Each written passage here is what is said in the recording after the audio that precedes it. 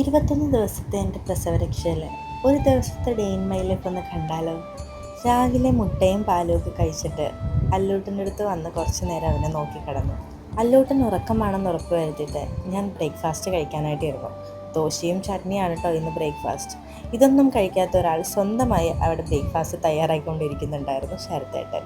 അത് കഴിഞ്ഞ് നമുക്ക് നെല്ലിക്ക ജ്യൂസ് വന്നു. പറഞ്ഞതുപോലെ ഇവിടെ 9 നേരമാണ് കേട്ടോ ഫുഡ്. നെല്ലിക്ക ജ്യൂസൊക്കെ കുടിച്ചിരുന്നപ്പോൾ തെറാപ്പിസ്റ്റ് അല്ലൂട്ടനെ കുളിപ്പിക്കാനായിട്ട് കൊണ്ടുപോകാനായിട്ട് വന്നു. സാധാരണ അമ്മയാണ് അവനെ കുളിപ്പിക്കുമ്പോൾ കൂടെ പോവാറ്. ഇന്ന് അമ്മ ഒരത്യാവശ്യമായിട്ട് വീട്ടിൽ പോയിരിക്കുകയാണ്. അതുകൊണ്ട് ഇന്നത്തെ അവൻ്റെ കൂടെ നടക്കുന്ന ഡ്യൂട്ടി എൻ്റെയാണ്. ബേബി ബാത്തൊക്കെ കഴിഞ്ഞ് വന്ന് ആൾ നല്ല സുഖം ഉറക്കായി. അപ്പോഴേക്കും ശരത്തേട്ടൻ അമ്മയെ വിളിക്കാൻ പോയി.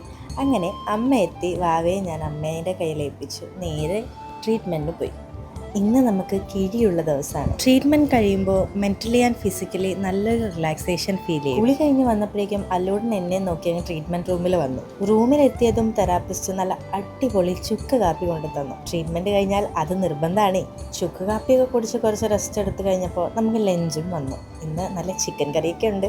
അത് കഴിഞ്ഞ് നമുക്ക് ഈവനിങ് സ്നാക്കും ചായയും വന്നു. ഇതിൻ്റെ ഇടയിൽ ഇടയ്ക്കിടയ്ക്കായിട്ട് ഓരോന്നൊക്കെ കഴിക്കാൻ തരും കേട്ടോ. അങ്ങനെ എല്ലാം കാണിച്ചാൽ ഇതൊരു ഫുഡ് വ്ലോഗ് ആയിപ്പോൾ. ഈവനിങ് ആയി. വേദവെള്ളത്തിൽ വീണ്ടും ഒരു കുളിയൊക്കെ കഴിഞ്ഞപ്പോൾ ശരത്തേട്ടൻ പോകാനായിട്ട് ഇറങ്ങി. എനിക്ക് നല്ല സാലഡൊക്കെ ഉണ്ടാക്കി വെച്ചിട്ടാണ് ആൾ പോയത്. അതൊക്കെ കഴിച്ച് അല്ലൂട്ടിൻ്റെ അടുത്ത് കുറച്ച് നേരമൊക്കെ ഇരുന്ന് അവനെ ഉറക്കി വീണ്ടും ഡിന്നർ കഴിക്കാനായിട്ട് പോയി. ഇന്ന് ചപ്പാത്തിയും സോയ കറിയുമാണ്. ഇതൊക്കെ കാണുമ്പോൾ നിങ്ങൾക്ക് തോന്നുന്നുണ്ടാവും തീറ്റ മാത്രമേ ഉള്ളൂ എന്ന്. ആക്ച്വലി ഇവിടെ നമുക്ക് 9 നേരമാണ് ഫുഡ്. അതുകൊണ്ട് കഴിച്ചുകൊണ്ടേയിരിക്കുക. അങ്ങനെ ഇനി ഒരു ഗ്ലാസ് പാലും കുടിച്ച് അല്ലൂട്ടിനെ കെട്ടിപ്പിടിച്ച് സുഖം ഇറക്കാം.